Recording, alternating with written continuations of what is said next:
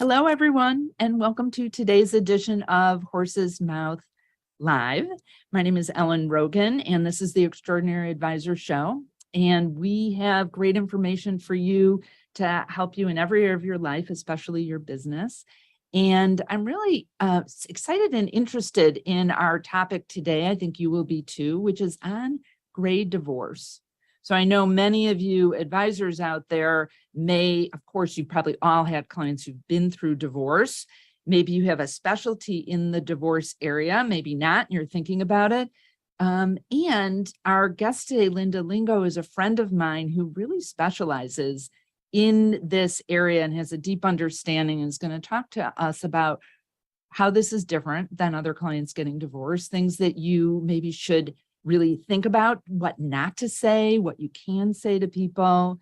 And I met Linda. We were introduced by a mutual business friend, contact of ours, Barbara Provost, who's also been a guest on the show. And Linda has a really interesting background. She was a financial advisor for many years, a CPA, similar background to me, but then switched to being a financial coach. And during our time together, we'll talk about what that really means, because maybe you know what it means, but I didn't know, what's the difference between a financial coach and a financial advisor. And so we'll also talk about that, because I think it's fascinating and a really great resource for financial advisors to know there's other people out there to help support their clients as well. A little bit more on Linda's background. Prior to starting her financial coaching business, she was a financial advisor for 10 years and also served as corporate controller for a Fortune 500 company and a CPA with Ernst & Young. I don't actually know if we talked about that. I was a CPA with Ernst & Young. So we'll offline, we'll talk about that as well. And, a lot of her mission is really is to empower women. She's not against empowering men, but her focus is on empowering women with proven strategies to be less stressed about their money, make really good decisions. She's got a holistic system. She works one-on-one with people and also runs really great classes for them. So Linda, welcome. So glad you're here with us. Me too. Looking forward to our conversation. Yeah, well, let's dig right in. What is gray divorce? What does that actually mean? Well, that's a great question. And so many people ask that too. And it's actually a term that researchers came up with when they were looking at divorce, because overall, the divorce rate is going down. However, the divorce rate is rising in those 50 and older, and they're typically in a long-lasting marriage. So gray divorce, 50 and older, going through divorce. That's interesting. I didn't realize that the other divorce rate is on the decline. And I don't know if that's because people are getting married later, or I don't know what that means, but that it is on the rise with 50 over. There's also probably more people 50 and older now as the baby boomers are getting grayer and grayer. Exactly. So let's talk about how prevalent is this with the 50 plus 50 years and older age group? How prevalent is this divorce? Well, it's actually a quarter of all divorces are occurring with those 50 and older, and 1 in 10 is occurring with those 65 and older. And there's a couple different reasons. One you probably would think of is they've typically been married 20 years or longer. They've been in a long relationship. They raise the kids, and now they're empty nesters. And, it's they're not the same person that I married 20, 25, 30, 40 years ago. So that's one very typical reason. Another reason is for those 65 and older, they're like, I am going to live another, 30 years. And do I want to spend 30 years with this person who's now home all the time? I could manage it when they were out of the house most of the day, but now, we're here, we're together, and, this isn't my life that I want to lead. And others just say, they've lost the spark. So there's a lot of, and I think the stigma of getting a divorce isn't the same as it was for our parents.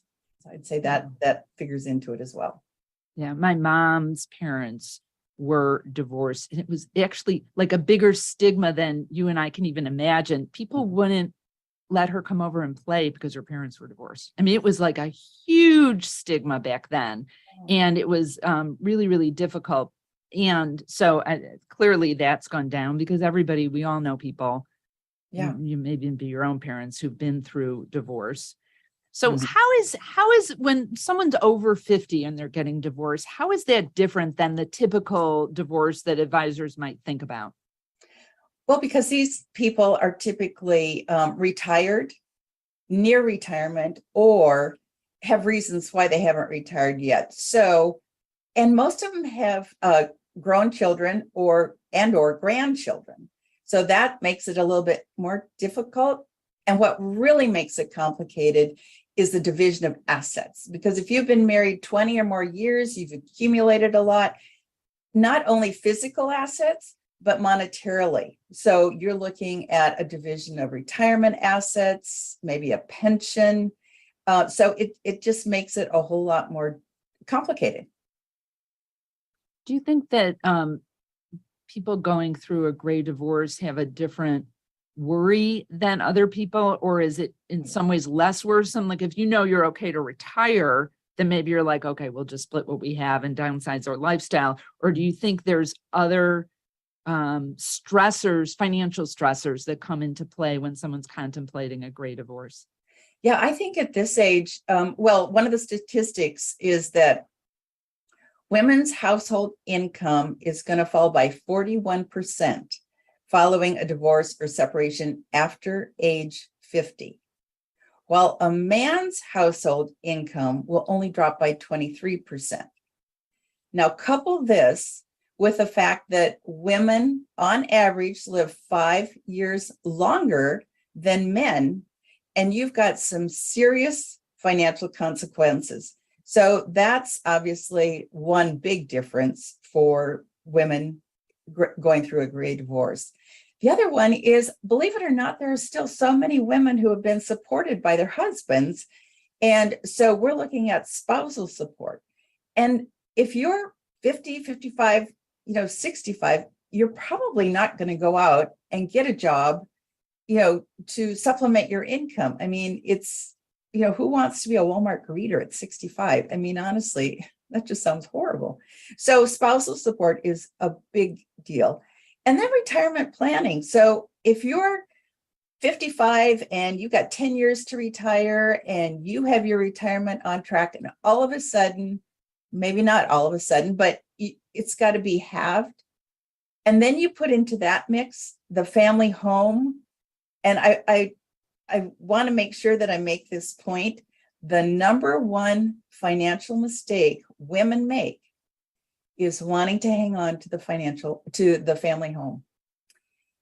And it's emotional. The kids were brought up there, raised there, they have some great memories anyway of living there. And it's traumatic, having to sell everything or downsize and make a move. And sometimes they just emotionally aren't ready for that. So that honestly is one of the number one mistakes women make, is keeping the family home, because they're downsizing, but they can't afford, the bigger home anymore. So That's interesting, because I would have thought that once your kids are out of the house and they're not in their local schools, that maybe that attachment to like, oh no, I don't want to disrupt their day-to-day wouldn't be there. But I'm hearing from you now, actually, there still is this wanting to hang on. And maybe from your experiences, it's still because you want your kids, even though they're grown, to feel like everything's not disrupted. You still have the family nest. You still have the home to come home to. And I have to tell you, having gone through a great divorce myself, it is such an emotional experience. And this is really where financial advisors can come in and help. You have so many decisions you're making. Emotionally, you're traumatized. Financially, you're traumatized. And so when you can have someone that like, and trust, and confide in and say, I want to keep the home, but as a financial advisor, you can say, I hear what you're saying. I understand that emotionally you are attached to this. I would like to show you, so you ask permission, if it's okay with you, I'd like to show you how that's going to impact you and your budget. So asking permission to share financial information, not being condescending, not being judgmental, but just sharing the information. And that will go a long ways with that divorced client. So yeah, it's a big deal. I really appreciate you sharing that, A, you went through a great divorce, and B, how hard it was, because here's someone with an incredible financial background. Like, you get how things work and how still stressful and traumatic that can be. Just imagine when that whole financial thing isn't your sweet spot, how complicated it can be. So what are ways that you see advisors just talking about, you gave us some great ideas of how you can say things like ask permission, but what are mistakes that you see advisors making when they're talking to people, women going through a divorce? I would say the number one thing I would say don't do is don't pressure her.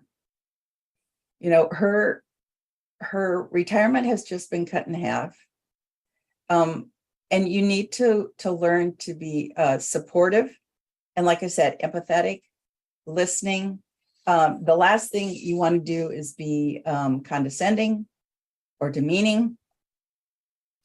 And, so here's the, women are from Venus, men are from Mars talk. Women many women, I won't say all, but many women like to verbalize. And they're not necessarily asking you to solve their problem, but they're asking you to listen, to be a sounding board. And so you need to understand how to communicate with women. And that is by asking permission. If she's talking about, her home, and she loves her home and she wants to keep her home, and, it's it's an emotional, a stronghold or rock for her, she, just, nod your head, definitely have eye contact, listen, and then ask permission. Ask permission then.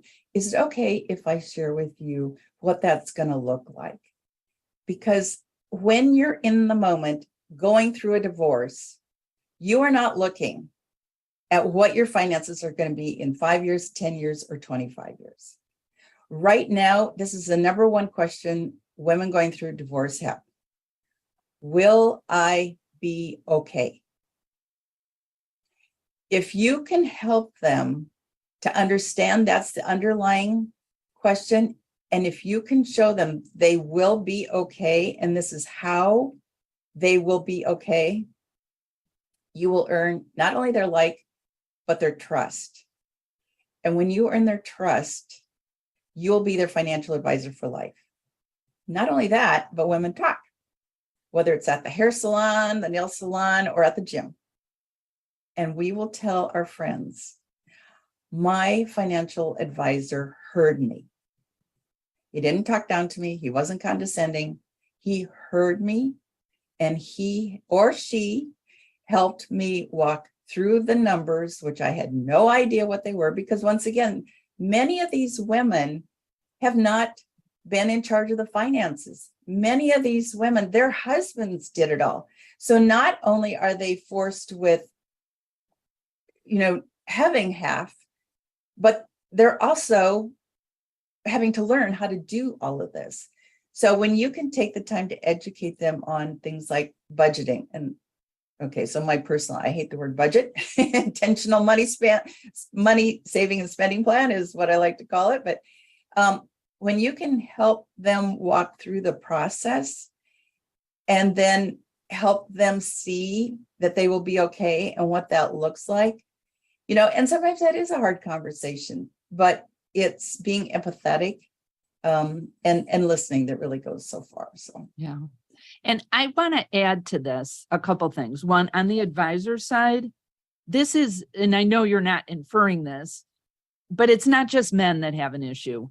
with No.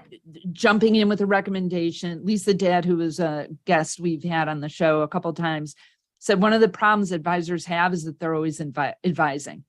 Mhm. And that listening and not going too fast, it's because you want to help. You clearly want to help. Yeah. And so that, to be clear, this is something that's important. I remember when I had my practice, it was similar with people going through the death of a spouse. This one woman had handled all the finances in her marriage, and the husband had not. And that's part of the way that I got her as a client, because everybody else talked to the husband, even though he said she handles everything, and they were still talking to him. Mhm. And I was talking to both of them. But the mistake that I made was I jumped in and I thought, oh, she understands the money. And I think I moved too fast with something, a decision she wasn't ready to make, because people are in a compromised mental state, even if they really understand things. And the other part is we're kind of having this conversation because it's more prevalent, but you could easily have a great divorce where the woman's the primary breadwinner and she's pissed off. She has to give half of her pension retirement plan to, okay, yeah. So Linda's saying, yeah, that was me. Mhm. Right. So it's not just the stereotype of maybe your mom, of somebody could be that really wasn't involved. They might have been involved differently. And it's still, yeah, I can think of friends that have been through this and they knew everything that was going on. It's still super traumatic. I love that point of getting people to realize they're going to be okay, because I think actually all your clients want to know that. True. And it's more highlighted when someone's going through divorce or death, really, of a Mhm. spouse, because they are acutely aware of things that have changed. Absolutely. Absolutely. And, to your point, Ellen, yes, there are many of us who, we are the primary breadwinner, and we may have I initiated the divorce. So, I wasn't surprised, but and the flip side, which I can admit now it was a little tough, is one of the reasons I stayed in my marriage for 40 years was because of the finances, was because of my retirement plan. I ran my retirement plan, our retirement plan, every year for 10 years. I knew the numbers. I knew what our life monetarily looked like together and what it would look like separate. And it took me a couple of years to get my mind wrapped around how I could live, what my life would look like, with half. And I have to tell you, and I saved for retirement. I maxed out my 401k, and the hardest check I ever wrote, and yet the best check I ever wrote, was the 6-figure check to my ex for his half of my retirement account. I didn't physically write the check. I had to transfer it to a Quadro, which, okay, so that's another, can I continue on that? Yeah, please. Here is a great way that financial advisors can also help their clients. And that's actually two things. I mentioned a Quadro. I want to follow up on that. So qualified domestic relation order, that's what a Quadro is. And when your clients are going through a divorce, and if they have retirement accounts, the way to assist them is to help them open a retirement account for the other person. I mean, obviously they have to come in and they have to give you their information, open the account, but help them, once you have the Quadro order from the court, help them transfer those funds to the other retirement account. That is how it will happen without any tax implications. And you want to make sure you do it the right way, because the last thing you want to do is cause your client a taxable event by withdrawing those retirement funds from her IRA and then writing a check. I mean, that would be the dumbest thing ever. So, okay, so I shouldn't have said that. Sorry. It's okay. It'd be a big mistake. It would be a big mistake. So helping them with a Quadro is a huge deal. And it's, they don't understand what it is. It's a technical thing. It's a financial advisory thing. So that's where your expertise will definitely shine. The other area is if a couple going through a divorce, let's say, for instance, she's getting alimony from him. Here's another area you can help them is possibly helping them take out a life insurance on the spouse that's paying the alimony to make sure that she will be getting it for as long or for as much as what the court orders. I have seen instances where, unfortunately, the spouse paying the alimony, dies before that period is up, or child support if they're younger. But so a life insurance, usually a term life insurance policy, is a great way to look at it, and that's something most financial advisors can help their clients with, or refer them to a life insurance agent.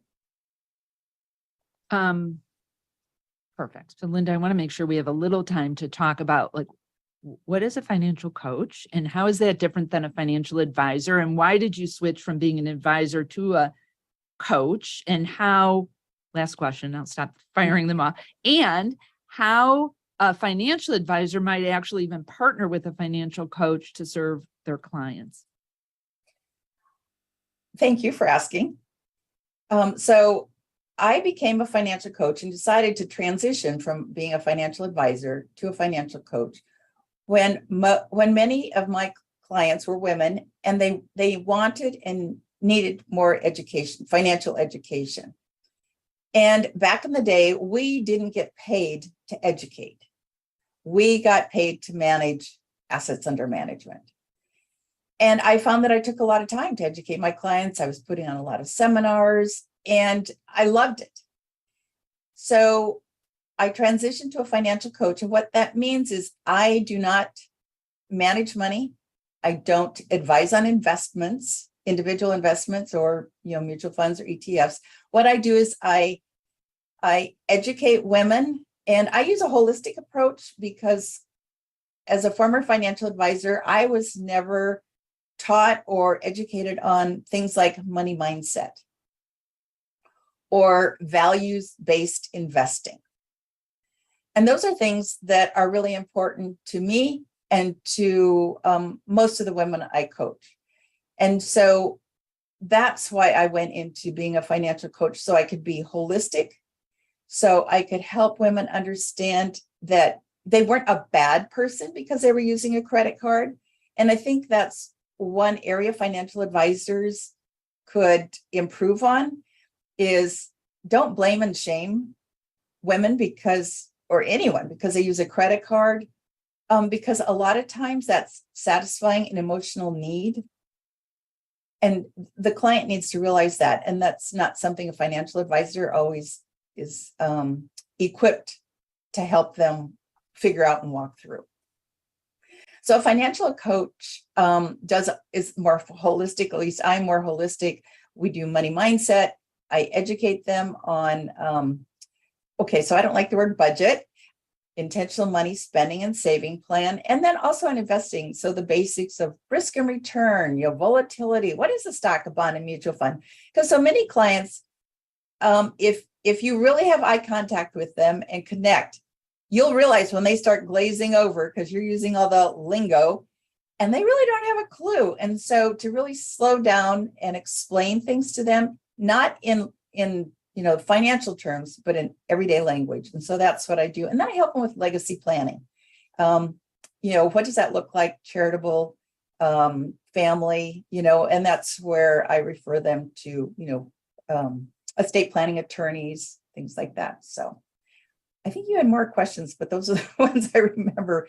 Yeah. So if an advisor might be saying to herself or himself, yeah, but I kind of do that, why would I partner with a financial coach? And maybe they do, but maybe what are areas that, might be ways that it would make sense to think about having someone else be part of your virtual team, whether they're officially part of your team or not, with a financial coach? Yeah, I think the money mindset is a big thing. I think values, understanding values and setting goals in alignment with that is huge. And the other thing is, specializing. So helping women walk through things like a gray divorce, and just having been through it myself, helping them with actually how to plan, how to go through it, and then what does it look like on the other side? How do you plan for life after, not just surviving, but thriving? because I can tell you it was the best decision I ever made. And life, you can not only be okay after a great divorce, but you can be free, you can have joy, and you can live a life that you never thought was possible. So I want to show that to women. So that's probably something that I bring to the table as well is, just, I think, embodying what life can look like afterwards. Cool. And I would also imagine it's a way that there might be people that get referred to you that just aren't a good fit. Maybe they don't fit your minimums in your business, or they're looking for things that aren't really your sweet spot. Mm-hmm. And I know I had, when I had my practice, and I still have people calling me for referrals, that I wanted to have people that were good at different things so I could connect them with the right person. So that's awesome. Thank you for sharing that, Linda. So if there are people listening that want to connect with you to learn more about what you do, maybe they have someone that might be a good fit for one of your courses, or maybe it's just a learning more networking opportunity, where should they go? So I'd love to have a conversation, lindalingo.com backslash contact. I think that's what it is on my website, but go lindalingo.com and you can have a free 20-minute connection call. We can just chat if you have more questions.